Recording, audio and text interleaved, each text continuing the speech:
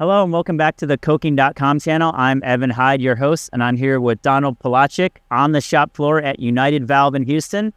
Donald, would you briefly introduce yourself to our audience, please? Donald Polaczyk with United Valve. Been in the repair industry for over 40 years and Seen it do every day, yeah. every day is a new adventure. Right. Well, fortunately, I know that what we have in front of us, this is the original switching valve for delayed coking. It's called the Wilson Snyder valve. Correct. And we were lucky enough to be here when they have one of these disassembled. So Donald's going to give us a rundown on the pieces and parts of this valve. It's incredibly simple.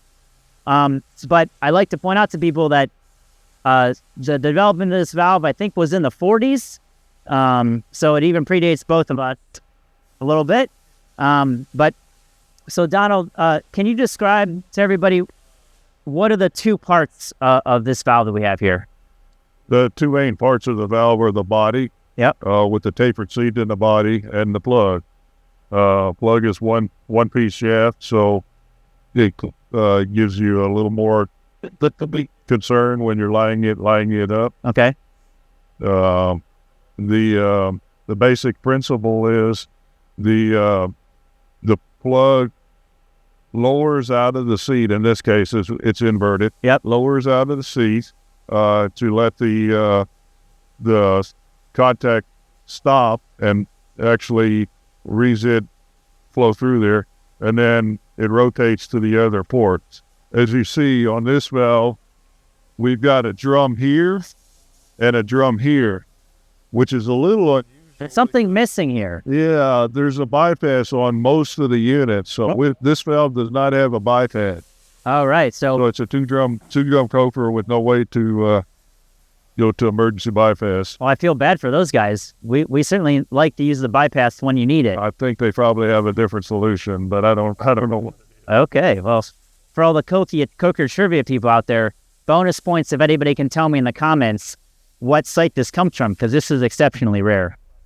Okay, so Donald, because we have this thing taken apart and we can look down in the body of the valve, can you kind of share with us about how you actually achieve this metal-to-metal surface? Because I think a lot of people in the industry maybe are familiar with other valve designs that have removable seats here and here, but this is one giant piece of steel. Correct. So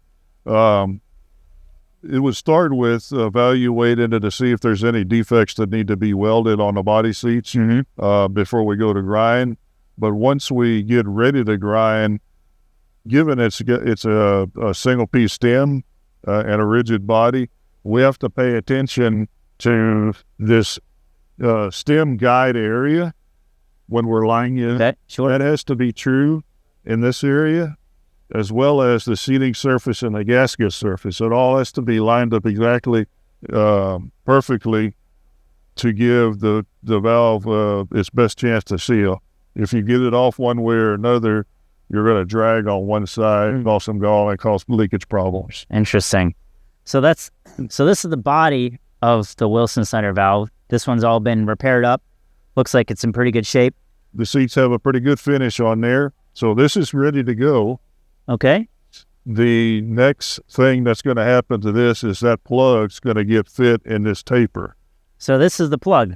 The Great. plug's been this particular one was weld buildup. That's why you see the little gap there. Okay. It wasn't sitting properly in the body.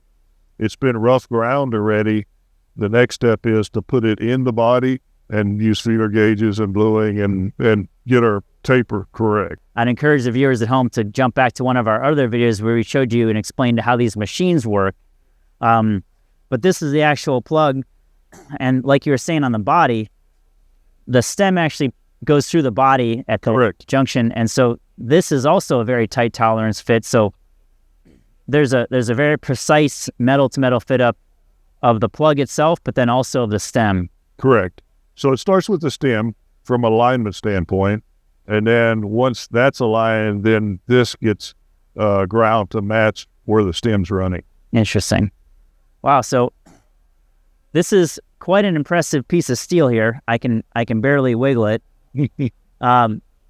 Well, thank you, Donald, for explaining us the pieces and parts of this Wilson Snyder valve. Like I said, it's one of the oldest workhorses of the delayed coking industry.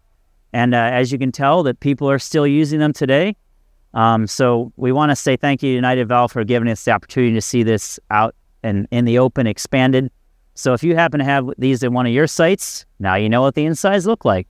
So thanks a lot, Donald. We appreciate it. And come back to the coking.com channel for other exciting delayed coking videos from United Valve and many other vendors in our industry. So thanks a lot. Talk to you soon.